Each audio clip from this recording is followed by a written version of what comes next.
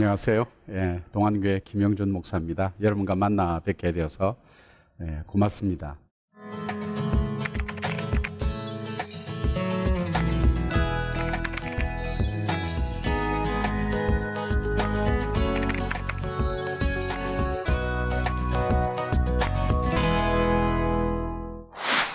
여러분, 우리는 이런 생각을 많이 하죠. 좋은 일이 우리를 행복하게 만들고, 쉽게 말하면 요즘 말로 말하면 금수저가 우리 인생을 정말 아름답게 만든다고 생각하지만 사실은 그렇지 않죠. 그렇다면 흔히들 요즘 말하는 지금 우리가 헬조선이야, 참 금수저, 은수저, 흙수저 따지는 그 부분에 있어서 우리의 삶의 미래가 결정되는 것이 아니라 정작 우리가 이 사실들을, 내 삶에 일어나는 일들을 어떤 태도와 자세로 받아들이고 살아가느냐가 참 중요한 거예요. 비행기가 뜨게 될 때 몇 가지 요소가 있다 그래요. 비행기가 뜨기 위해서는 첫째, 목적지를 정해야 된다 그래요. 방향을 잘 정해야 된다 그래요. 그리고 비행기가 일단 뜨고 나면 좌우 균형을 잘 맞춰야 된다는 거예요. 그러니까 이 조종사 교육할 때도 좌우 균형을 어떻게 맞추느냐 하는 것이 굉장히 첫 번째 받는 훈련이라 그래요. 세 번째는 추진력이 있어야 되는 거예요. 떴는데 가다가 푹 주저앉으면 안 되잖아요. 계속 가는 힘이 뭘까? 이 힘이 있어야 된다는 거예요. 그리고 하나 좀 우리가 이해하지 못하는 것이 뭐냐면 적당한 저항력이 있어야 된다는 거예요. 사실 모든 기업의 연구의 특성, 차나 비행기나 모든 것들이 저항력을 얼만큼 줄일 것인가 그걸 연구하는데, 비행기에 있어서 중요한 것은 적당한 저항력이 있어야 비행기가 뜰 수도 있고 안전하게 앉을 수도 있다고 그렇게 얘기하는 거예요. 그렇다면 오늘 여러분들이 종강을 하는 거예요.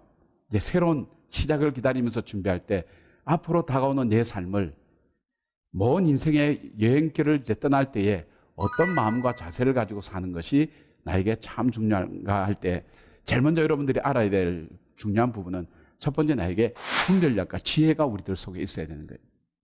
그것은 뭐냐면 나에게 있어서 내 인생을 망치는 것이 무엇인가, 누구인가 하는 것을 아는 거예요. 아마 여러분 속에는 그게 있을 거예요. 나는 좋은 머리 받고 태어나지 못했어. 이것이 내 인생을 힘들게 만들어. 나는 부모님이 나에게 너무나 듣고 싶지 않는 이야기를 하면서 내 마음속에는 분노가 가득 차 있어. 나는 노력해도 안 되는 나의 한계가 있어. 이런 것들이 내 삶을 어렵게 만들고 힘들게 만드는 거야. 저 친구 때문에, 그때 그 경험이 나로 하여금 힘들게 만드는 거야. 그것이 아니라는 거예요. 그것도 힘들지만 진정으로 내 삶을, 내 인생을 스스로 어렵게 만드는 요소, 그 적이라고 하는 그 원수는 어디 있는가 하면 내 안에 있다는 사실이에요. 그것이 바로 요수아라는 사람이 전쟁에 승리할 수 있었던 굉장히 중요한 요소예요. 여러분 그렇잖아요. 여러분이 오늘 행동하는 것 어디서 결정해요? 내 마음에서 결정하는 거예요. 지금 잘 것인가 깰 것인가, 공부할 것인가 말 것인가, 누가 결정해요? 환경이 여러분들 하여금 결정하도록 그렇게 강요하나요? 그럼 여러분 싫어할 거예요. 내가 결정하는 거예요. 근데 그 내가 나를 스스로 망치게 만드는 굉장히 무서운 적이라는 것을 알고 경계해야 된다는 거예요. 인도의 그 성인이라고 만드는 이 간디가 나라가 망할 때 나타나는 7가지 현상이 있다 그랬어요. 그게 뭐냐면 원칙 없는 정치, 노동 없는 부, 양심 없는 쾌락, 인격 없는 교육, 도덕 없는 상업, 인간성 없는 과학, 희생 없는 종교. 이 현상들이 나타날 때 나라가 망하는 징조라고 그렇게 얘기를 했어요. 이 사람이 열강들의 그 공격, 열강들이 우리를 공격해오고 우리를 힘들게 만들고, 그때 이분들은, 이 인도는 영국의 식민지를 경험했기 때문에 영국이 우리를 불행하게 만들었다고 생각했지만 간제는 그렇게 보지 않았어요. 진정한 이 나라의 망함의 원인은 우리 안에 있다는 거예요. 여러분 안에 여러분 인생을 행복하게 살 수도 있고 불행하게 만드는 요소들이 여러분 안에 있다는 것을 여러분 기억하셔야 돼요.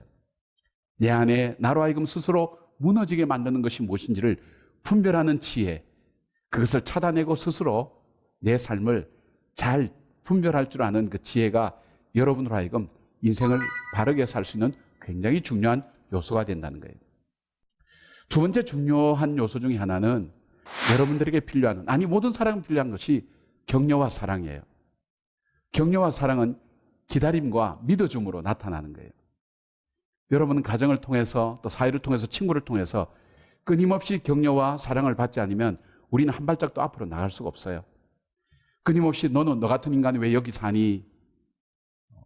너는 뭐 하려고 인생을 살아가니? 계속 그런 얘기를 듣는다면 그 사람이 잘 사는 것을 저는 본 적이 없어요. 저는 상담을 공부했거든요.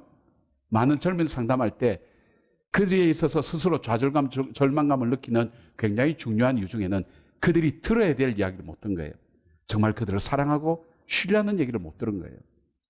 여러분이 그 얘기를 듣지 못하고 걸어간다면 여러분의 인생은 그렇게 오래 갈 수가 없는 거예요. 제가 재미있는 글이 있어서 글을 하나 찾아왔어요. 전 경북대 총장이셨던 박찬석 교수님의 글이에요. 제가 한번 읽어볼게요.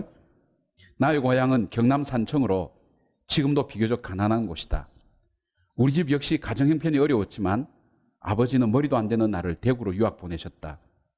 그러나 대구 중학을 다니면서 공부라는 것이 싫었던 나는 1학년 8반 68명 중 68등이라는 성적으로 결국 꼴찌를 했다. 어린 마음에도 부끄러운 성적표 가지고 고향에 가서 부모님께 그 성적을 내밀 자신이 없었다. 그래서 잉크로 기록된 성적표에다가 68등을 1등으로 고쳐 아버지께 보여드렸다. 아버지는 보통 학교도 다니지 않으셨기 때문에 1등으로 고친 성적표를 알아차리지 못할 것으로 생각했다. 대구로 유학 간 내가 집으로 돌아오니 친지들이 몰려와 찬석이는 공부를 잘했더냐고 물어보았다. 앞으로 더 봐야지. 이번에는 어쩌다 1등을 했는가 배? 자네는 자식 하나는 잘 뒀네. 1등 했으면 잔치를 해야지. 당시 우리 집은 동네에서 가장 가난한 살림이었다. 이튿날 강에서 멱을 감고 돌아오니 아버지는 한 마리뿐인 돼지를 잡아 동네 사람들을 초대하여 잔치를 열고 계셨다. 그 돼지는 우리 집 재산 목록 1호였다. 기가 막힐 일이 벌어진 것이다. 울컥하는 마음으로 아버지라고 불렀지만 다음 말을 할 수가 없었다. 충격적인 그 사건 이후 나는 달라졌다. 항상 그 일이 머리에 맴돌고 있었기 때문이다. 그로부터 17년 후 나는 대학 교수가 되었다. 그리고 내 아들이 중학교 입학했을 때 내 나이 45 되던 어느 날 부모님 앞으로 33년 전의 일을 사죄드리기 위해서 어머니 저 중학교 1학년 때 1등은요 말을 시작하려는데 옆에서 담배를 피우고 있던 아버지께서 알고 있었다. 그만해라. 손자 듣는다. 자기의 삶을 바꾼 것은 그 아버지의 믿어줌, 기다려줌, 끊임없는 나를 향한 격려와 사랑이 우리들 속에 없다면 우리는 오늘도 한 발자국도 나갈 수가 없어요. 잘할 수 있을 거야. 힘을 내. 이 격려와 사랑.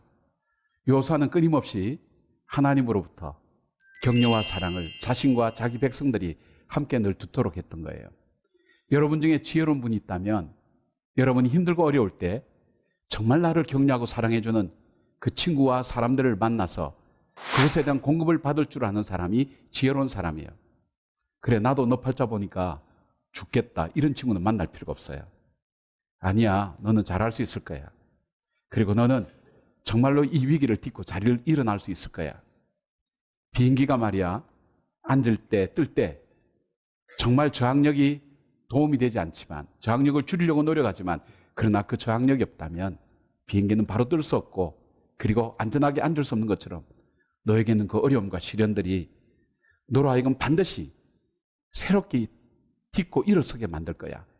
지금 너의 인생의 걸림돌은 너로 하여금 딛고 서게 하는 걸림돌이 되게 만들 거야. 이런 이야기를 할 수 있는 친구와 사람들 여러분 만나셔야 돼요. 들으셔야 돼요. 이 격려와 사랑이 역사를 만들었던 위대한 인물들을 만드는 거예요. 여러분 어떤 책이든지 한번 보세요. 이 격려와 사랑을 받지 않고는 인생은 살아갈 수가 없다는 것을 알게 되는 거예요. 여러분이 이런 공간과 이런 사람을 만남이 참 중요한 거예요. 세 번째 여러분 속에 굉장히 중요한 요소가 하나 있어요. 그것은 추진력을 우리로 하여금 지속적으로 그 일을 하게 하는 것이 뭐냐면 바로 사명감이라는 거예요. 사명감이라는 것은 그거예요. 내가 왜 이 일을 해야 되지? 내가 왜 여기에 있어야 되지? 않는 해답을 알고 있으셔야 돼요. 여러분이 한 사람에 대한 얘기를 하고 싶어요. 최근에 저는 서서평이라는 분의 책을 읽게 되었어요. 이분은 독일 태생인데 원래 이름이 엘리자베스 쉐핑이라는 이름이에요. 이분은 미혼모를 통해서 이 땅에 왔어요. 독일에서 태어났어요. 태어나 보니까 자기 아버지가 누군지 알지 못하고 자기 어머니는 미국으로 가버렸어요. 외할머니 손에서 자라났어요.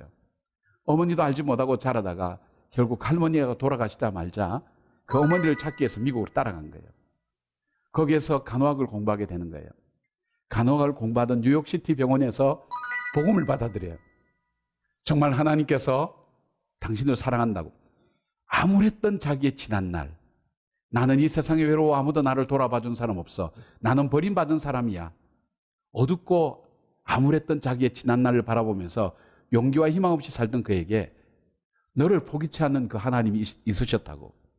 너를 사랑하기 위해서 자기 아들을 죽이고 자기 아들을 포기했던 그 하나님이 너를 여전히 사랑하고 계신다는 그 사실을 믿음으로 받아들인 거예요. 그리고 난 다음에 그 삶에는 새로운 힘이 생겼어요. 정말 이 세상에서 가장 어두운 곳, 가장 힘든 곳이 어딜까? 조선 땅을 찾게 된 거예요. 이분은 1912년, 우리가 한일합방이 1910년 됐잖아요. 많은 이 땅의 젊은이들이, 많은 백성들이 좌절과 절망 속에 젖어 있던 그때에 이분은 32살의 나이로 이 땅에 왔어요. 그리고 광주 제중병원에 근무하게 됩니다. 이 사람 보니까 그때 그 당시의 한국 상황이라는 것은 비참하기 이를 데가 없었어요. 우리 여자들은 이름이 없었어요. 무슨 땡 무슨 땡 그렇게만 했었어요. 여자들의 존재는 이름도 없었어요. 수없이 버려진 고아들, 그리고 학대받는 여인들, 바로 이 여인의 눈에 비친 그 조선의 여인들과 그 어려운 사람들은 자기 자신의 모습처럼 그렇게 보였어요. 저들에게 그 사랑을 전하겠다고 직접 전한 것도 있지만 삶을 통해서 전하기 시작한 거예요. 14명의 고아를 자기 자녀로 입양했어요. 그 중에는 한센병 환자도 있었어요. 한센병 환자는 아무도 가까이 하려고 하지 않는 그 한센병 환자를 자기 자녀로 삼았어요. 30여 명의 과부들과 함께 생활했어요. 그리고 대한간호협회의 전신이 되는 간호협회를 만들기 시작했고, 그 다음에 지금 한일장신이라고 하는 신학, 그때는 학교죠. 그 학교를 세워서 여성교육에 앞장서게 만들었어요. 이분이 22년 동안 사회 가다가 죽은 사인이 뭔지 아십니까? 영양실조입니다. 영양실조로 죽었다는 것이 이해가 됩니까?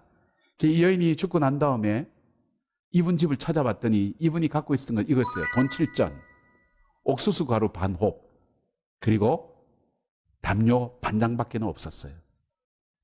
이 사람이 죽던 날 수많은 장례식에 수많은 고아들, 과부들, 한센병 환자들이, 거지들이 뒤따라오면서 어머니 어머니 하면서 그렇게 그를 불렀다고 그래요. 그리고 그 당시에 동아일보에서 이분에 대해서 어떤 기사를 썼냐면 그는 예수였다, 그렇게 기록을 하게 된 거예요. 이분의 삶으로만 끝난 게 아니에요. 이분이 한국의 유명한 최홍종 목사님과 손양원 목사님 같은 유명한 분에게 영향을 끼치게 된 거예요. 거룩한 영향력을 주게 된 거예요. 자기로 하여금 자기에게 주어진 끊임없는 어려움 가운데도 그 일을 끝까지 할 수 있던 것이 바로 사명의식이에요. 내가 왜 여기 왔는지, 어떻게 살아야 되는지. 여러분, 이야기를 정리할게요. 오늘 여러분은 날아올라야 되고, 그리고 계속해서 떠서 가야 돼요. 추진력이 있어야 돼요. 잘 내려앉아야 돼요. 마무리도 참 중요해요. 이것을 위해서 여러분이 가져야 될 것이 힘들력을 갖기 바랍니다. 환경이 나를 힘들게 하는 것이 아니라 그 환경을 바라보는 내 자신이 나를 스스로 힘들게 하고 나를 스스로 망하게 하고 어렵게 하는 것으로 선택하는 그런 일들이 내 안에 있다는 것을 볼 줄 아는 눈이 여러분 속에 있어야 돼요. 그리고 또 하나 있다면, 나에게 오늘도 필요한 말이 있다면 세상의 수많은 말 중에 나의 격려와 사랑을 주는 말이 오늘도 나는 필요하다고. 그것이 여러분의 가정이든 어디든 상관없어요. 이 말을 들을 수 있어야 돼요. 이 말은 우리로 하여금 일어서게 만들어요. 이 말은 우리로 하여금 걸어가게 만들어요. 이 말은 우리로 하여금 하지 못한 일들을 도전하는 힘을 바로 이 격려와 사랑의 말에서 찾을 수가 있어요. 그리고 또 하나 있다면, 내가 왜 이 땅에 태어나서 내가 해야 될 일이 무엇인가? 여러분은 내가 잘하는 게 뭘까? 이렇게 그것부터 찾을 거예요. 잘하는 것은 중요하지 않아요. 내가 정말 무엇인가를 분명히 찾게 되면, 그 일에 대해서 노력하게 되면 그것이 바로 여러분의 사명이 되는 거예요. 콩 심으면 콩이 나와요. 팥 심으면 팥이 나와요. 일반적인 진리예요. 내가 정말 존재하는 이유에 대해서 최선을 다할 때 그것이 여러분의 사명이 되는 거예요. 여러분 살아갈 날들이 많이 남아 있어요.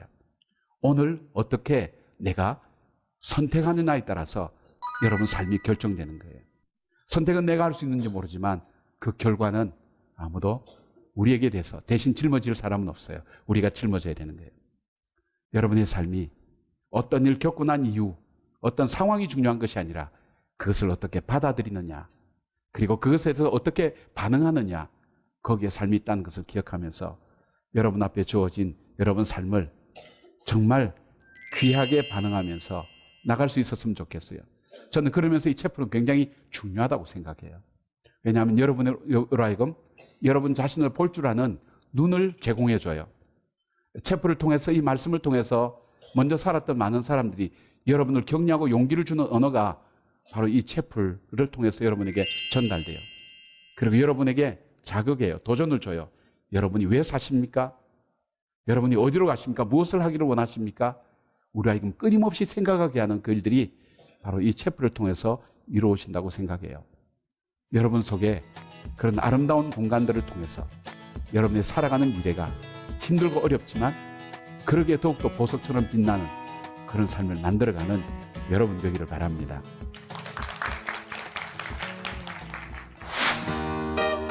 본 프로그램은 세상을 새롭게 할 리더를 양육하는 명지대학교와 청년들의 시대적 사명과 비전을 발견하고 청년 리더를 육성하기 위해 최선을 다하는 청년의 뜰에서 제작 지원하였습니다.